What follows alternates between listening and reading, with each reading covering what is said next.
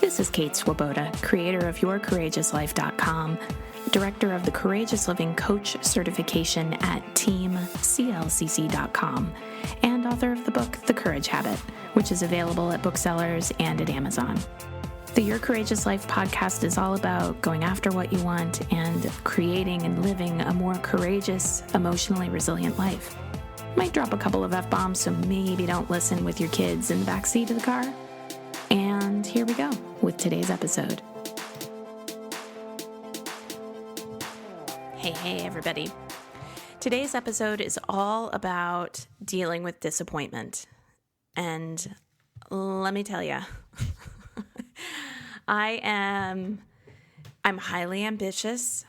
I'm a Sagittarius with like 5 planets in Virgo. I'm not kidding. I've double checked. Which someone once told me means that I'm one of the get shit done powerhouses of the zodiac, which I would say is pretty accurate. I like a project, and I like setting my sights on an outcome and then mapping out, here's what it's going to look like to go from A to B, B to C, C to D. And once I've done A, B, C, D, I arrive at my outcome. Hard work will get you there. Planning will get you there. Consistent effort will get you there. And that's a pretty neat little system that works 80, 85, maybe 90% of the time. And then there are those times when it does not work and I'm totally grappling with disappointment. And I am sure that anybody who's listening to this can relate.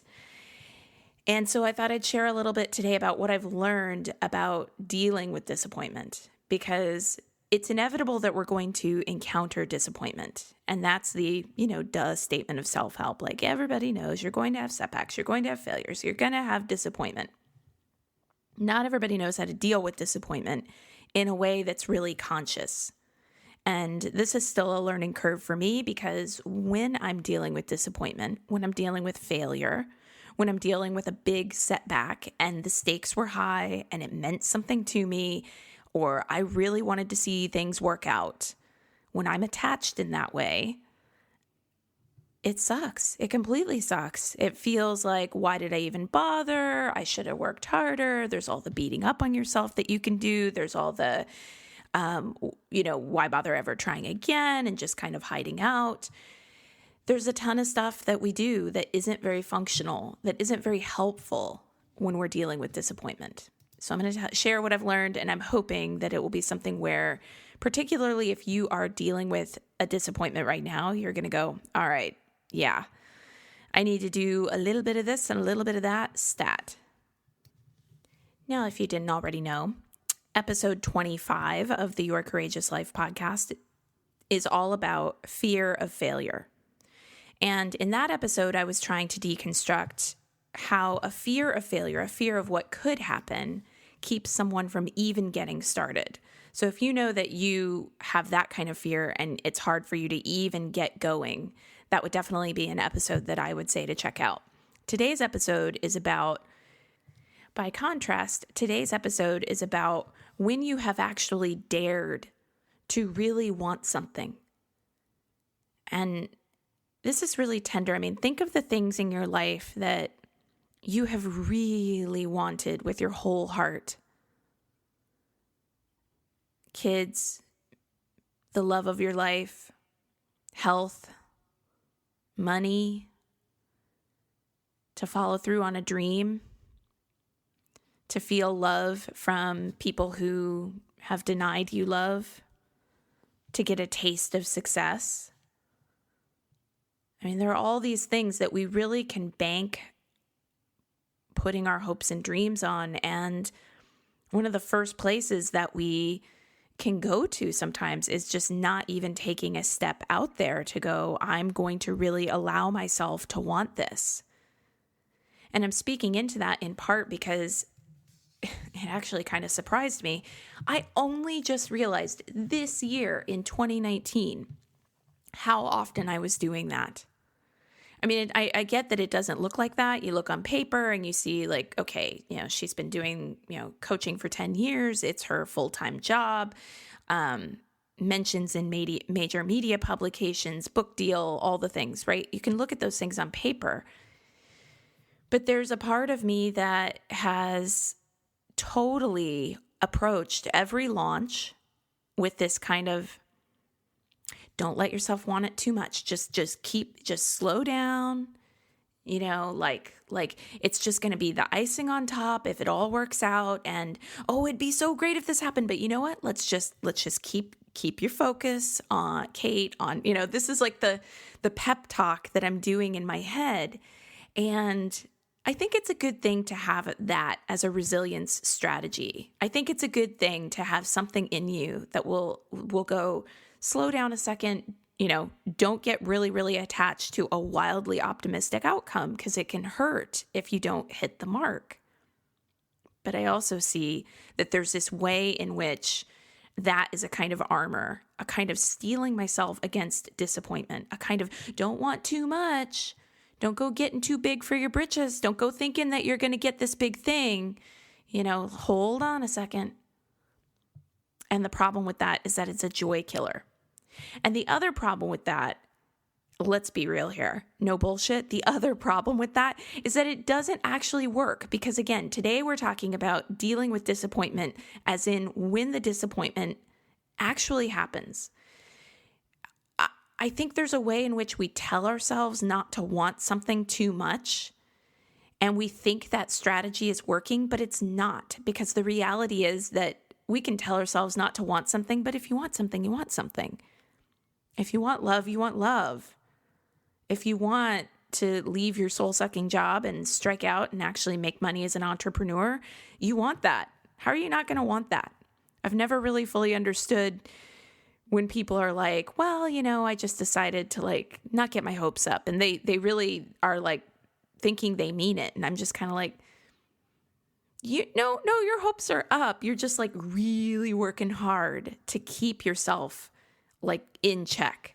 So I think hopes are always up, but we keep ourselves in check. So here we are. Let's say that you are down in the dirt. You risked saying, I love you first. You risked everything for the relationship. You put all your chips on the table. You launched something to the world, and you did absolutely every single thing that you could think of to do, and it didn't work out. You didn't get the numbers. You tried everything you could think of to reverse a health diagnosis, and you're not seeing the reversal of that diagnosis. You're dealing with disappointment in those moments. And here's what I got to tell you. In those moments, you got to feel your honest feelings. I know. Here goes a life coach, a self-helpy, talking about feeling your feelings. Yeah. I'm talking about feeling your feelings because they're there either way. It's the same not bullshitting yourself that I'm talking about when I'm talking about trying to steel yourself against disappointment. Once the disappointment has actually happened, you really wanted something and you are feeling it.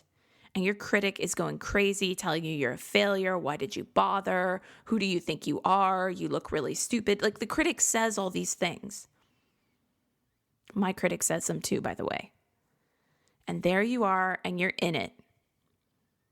I sincerely believe that the answer is to sit down and to cry and to wail into a pillow all your pain and to say out loud all the things that are really on your heart. Things like, why? Things like, that was so unfair. Things like, I wanted that so badly. Why? And I think too, that in those moments we need to feel our feelings. We need to punch some pillows, okay? Or maybe throw some pillows. We need to stomp our feet. We need to scream into the pillows.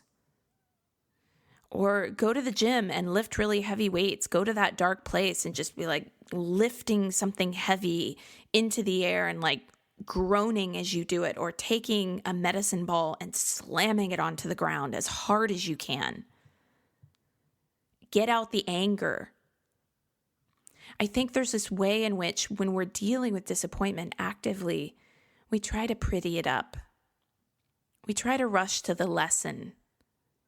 We try to rush to, what did I learn from this? And I'm all about what did you learn from something rather than experiencing your feelings get to the point where it's kind of wallowing in your feelings, and wallowing is kind of like really unproductive. I'm talking about processing through feelings as part of how you deal with disappointment. Again, because they're there. Even if you pretend that they're not there, they're there. Don't bullshit yourself. I got to tell you, one of the most profound experiences of disappointment that I've ever navigated through was the diagnosis of infertility.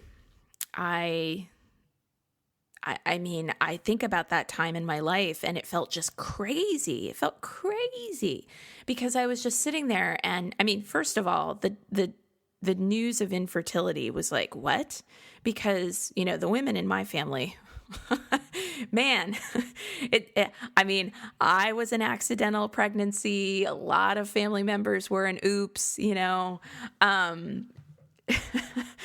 there are a lot of women in my family telling stories about like, watch out, because, you just stand next to a suit, you might get pregnant. So that was all I heard growing up was like the talk about like, it's really easy to get pregnant. You need to be careful. So then I, spend my whole life being really careful, of course, and, waiting until I have, the kind of, I guess, readiness to become a mom. And then I'm all about it and I'm excited to become a mom. And oh, hey, my body's thrown me a little curveball here. And the disappointment that I felt just felt crazy because I felt all this grief. And then, my critic would come in and why are you grieving something you don't even have yet? And every single time I would get my period or I'd have a negative pregnancy test, I was just like, kind of demolished emotionally for a few days, irrational. I remember around that time, there was this person on a reality TV show who got pregnant. And on this, I didn't watch the reality TV show, but I knew of it because it was, part of pop culture. And it was just, one of those reality TV shows where people are drinking and acting stupid and all that stuff. And this woman on the reality TV show, she wasn't on it anymore, but she got pregnant and it made the news. And I remember I was furious. I'm trying to remember what her name was. I want to say it was like Snooki or Stookie or something. It was from that Jersey show. Somebody else knows what it is. Y'all know what it is. So she gets pregnant. And I remember reading that and being furious because I was just grieving. I was furious. Like, here I am and I'm trying to do clean eating and every alternative medicine protocol. Then I'm also following all the doctor's protocols and the infertility treatments and the hormone injections. And I'm practically standing on my head, trying to get pregnant, trying to treat my body like this sacred vessel to bring in a child. And every single time it's not happening, I'm feeling all this grief. And by the way, my husband never, ever put anything on me about my inability to get pregnant, but I was still feeling the pressure of that. I was still feeling, oh my God, it's not just my dreams, it's his too. And then here comes this person who, is not, from what I can tell, treating their body like a temple, and they're getting pregnant. They're getting this thing that I long for so deeply. And so I illustrate that example and go into it just because I really want to share that, like, the feelings weren't rational. I mean, one other person's pregnancy certainly had nothing to do with me or with my life. The feelings weren't rational. There was a lot of, this is unfair. There was a lot of grief that didn't totally make sense. And that was what needed to happen. If I had rushed to put a pretty little picture on it and just go, everything happens for a reason, without actually feeling the full weight of the grief, I would have been doing myself a disservice. That's not empathy. That's not empathy. And we've got to be first in line to give ourselves empathy.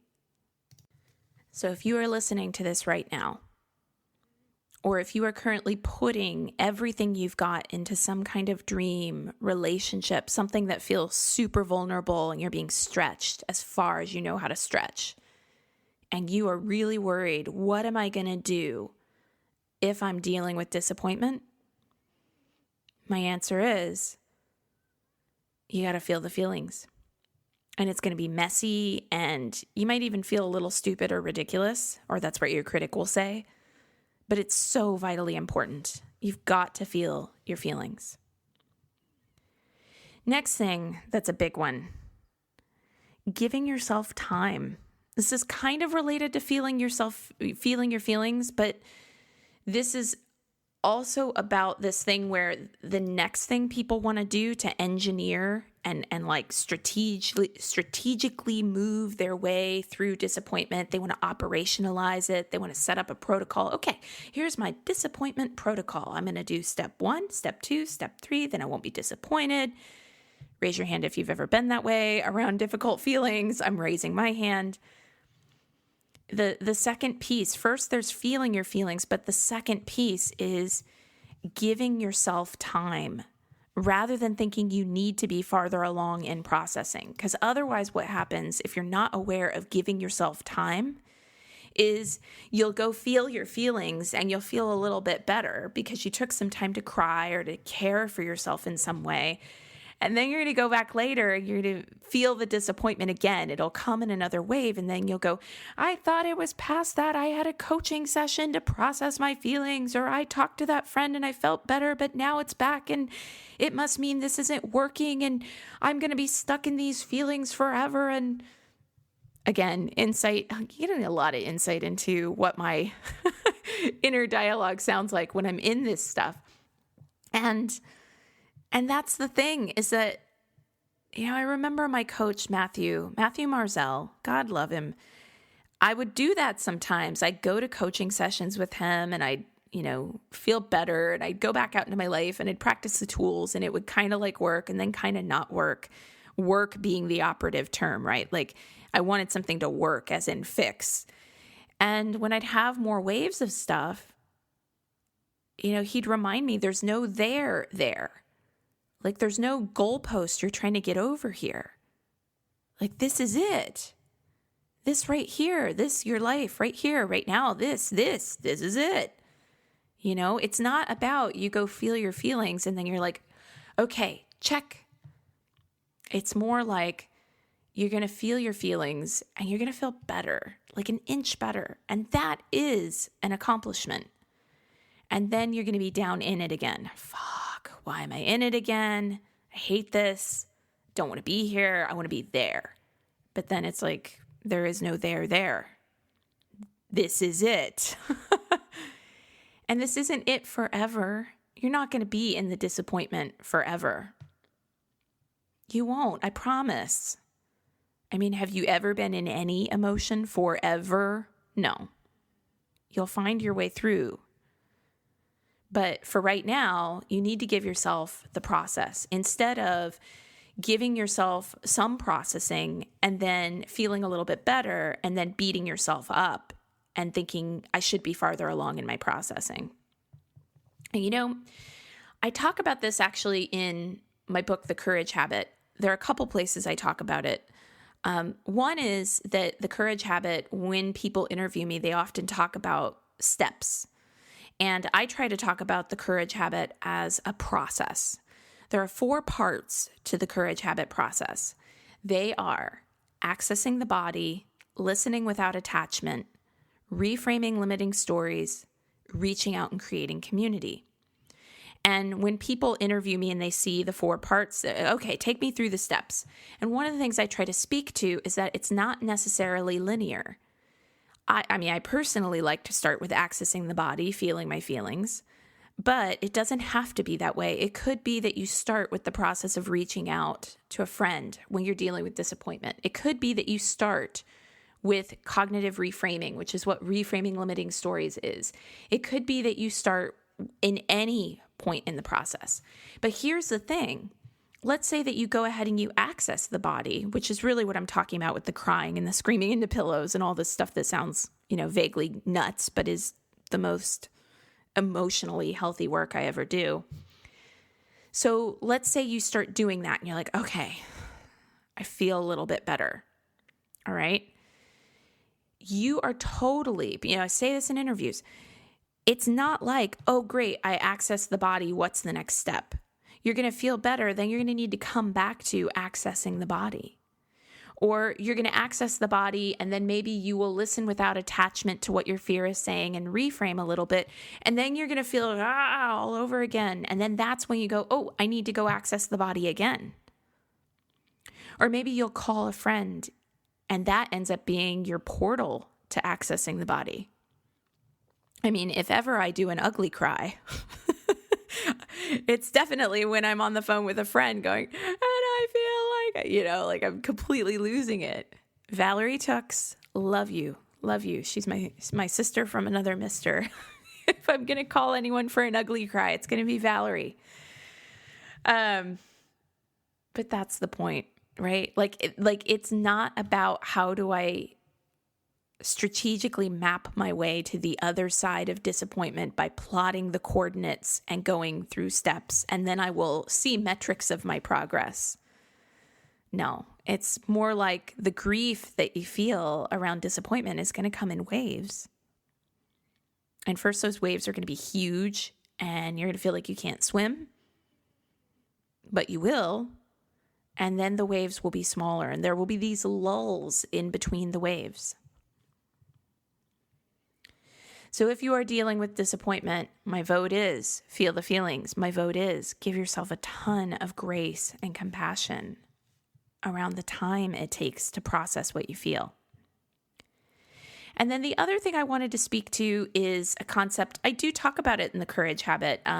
It's really the parts of the Courage Habit that are about listening without attachment and reframing limiting stories. But I want to give you another resource where this is mentioned. Sean Achor. He talks about happiness in his book, The Happiness Advantage. And he names cognitive reframing the third path. He says, when you're thinking about failure or disappointment, choose the third path. And basically that is when you sit down and you do basic cognitive reframing, trying to think of the positive outcomes that could open up because things didn't go as planned. The positive outcomes that could open up because things didn't go as planned. So this is not necessarily going, it's all for the best. This is more like if you really put your all out there to launch something and then the launch doesn't happen the way you want it to, and you're freaking out about money and you're freaking out about how am I going to make ends meet and what am I going to do and da-da-da. You actually go, okay, so the launch didn't happen, so I won't be running that course. What is my time freed up for that I want even more?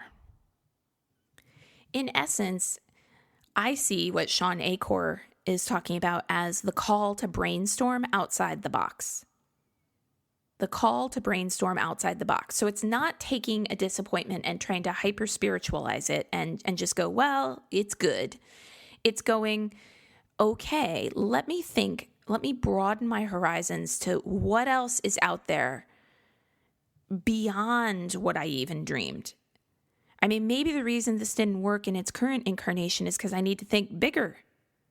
Maybe the reason this didn't work in its current incarnation is because it's not what I'm meant for. Maybe the reason this didn't work out in its current incarnation is because of timing. And speaking of that, we often see it more in hindsight. So I think a really valuable tool for building this skill, this ability to use the third path, is to think about times when you were deeply disappointed in the past, and then later you thought it all worked out exactly how it should have. And you connect the dots to how a failure, a perceived failure or disappointment, ended up opening the door for something completely unexpected. Now, in my case, I got to tell you, I happen to be, have talked about the deep disappointment I felt about not being able to have a baby. Well, this was many years ago. I now have not a baby, but an actual child, which is a little bit mind-boggling. I did end up getting pregnant. But here's the kind of kooky thing about that is that my husband and I, when we were both dealing with the sadness and grief around infertility, we got some great coaching from, again, Matthew Marzell. After I'd had some time to process what was coming up for me in coaching, there was a session where Matthew basically said, I'd like you to talk to me about living a great life without children. And that was when I really did the ugly cry, because I had this whole fear that maybe if I started speaking into all the things that would go into a great life without children, maybe it would mean that I just never would have them, and I'd really have to give up that hope. And I said that to him. I said, I feel like if I start talking about living a great life without children, then it's like I'd have to let that go. I'd have to say, I'm going to live a good life without children. I'd have to really declare that. And he, as I recall it, said very powerfully, I am saying that it's time for you to declare that even if you don't have children, you're going to live a great life. So I did. And I went home from that session and I talked to my husband and we sat down. We made this like great list of all the things that were going to be great about not having a kid. We actually really got into it, frankly. We were like, dinks, double income, no kids, travel anytime we want. No money spent on diapers and daycare. We talked about all the things that we'd be freed up to do. And then we decided that we were going to have the summer of fun. And there really were no other fertility treatments that I could do. The medical diagnosis of it all was so bad that there wasn't like an IVF option for me. My body wasn't making eggs, my doctor said. So, if you can't make eggs, you can't really do IVF. So it wasn't like I could try to do more fertility treatments or something. So we decided, hey, we're not spending money on that anymore. So we concocted this idea called the Summer of Fun, and we rented a bunch of beach houses and we took time off work and we went out to eat a lot, you guys. I might have discovered something of a love for wine that summer. And there was a part of me that was like, well, fuck it. I'm going to eat and drink whatever I want, because now that I'm not all got to treat my body as a temple, live it up. And it was a hell of a lot of fun, I got to tell you guys. And September of that year, early October, after the Summer of Fun, bada bing, bada boom, I am pregnant without any medical intervention. And the timing of it worked out in such a way that the other thing that I had started to do was I actually, that's when I conceived of, pun intended, the Courageous Living Coach Certification, which is the program, the coach training and certification program of which I'm the director. You can learn more about that at teamclcc.com. I am, obligated to share. And 2013, that was when I got the news, like, you can't have a baby. And it was like, okay, where else am I going to put my time and my effort? So I began working on, during 2013, creating the curriculum, creating something else that was my baby, air quotes. And in 2014, I had enrolled for the program and it was running its first year. And then when I found out that I was pregnant in very late 2013, it was like, oh my God, okay, what am I going to do? I've now got this program and I'm pregnant. But the timing of it was actually perfect, because the timing of when I was due coincided with when the program was going to be finished. If I had gotten pregnant even a month or two earlier, or 6 months earlier, I don't know, I might never have launched the program. Or I would have been trying to run the program and having my first kid, which anybody who's had a kid, you know how that goes, while running a program, which, oh my God, that would have been really difficult. So all this to say that there's a way in which you can actually engineer yourself to stop getting bogged down in the disappointment. You got to feel the feelings. You cannot rush to third path, I think. You got to let yourself have the grace of time to be angry and hurt and betrayed by life and feel all the unfair stuff and not make it all pretty, not make it all logical. Just feel what's raw, feel what's real. And then, okay, let me brainstorm even bigger. What else is out there? And if I want to decide that this has opened up a new avenue that might be available to me now, what might that new avenue be? It may take some time. It will definitely actually take some time to deal with disappointment. But I do know that you're going to get to the other side of it. All right, that's today's podcast. Thank you so much for listening to today's episode. You know you can continue the work and the fun if you want to. Head on over to yourcourageouslife.com/begin and become a Your Courageous Life subscriber, because as soon as you sign up, you get access to an entire library of worksheets and audios and other bonuses. And of course, you'll be receiving more courage in your inbox. And who wouldn't love that? You can learn more about the Courageous Living Coach certification at teamclcc.com. You can get the Courage Habit at your local bookseller, on Amazon, wherever you like. We can even connect on social media. I'm on Facebook at Your Courageous Life. So look for facebook.com/Your Courageous Life. And I'm on Instagram as Kate Courageous. And I'd love to connect with you on Instagram. So here's to you, using these courageous tools in your life and creating a real ripple effect of good. And again, thanks so much for listening. I love it that you're here.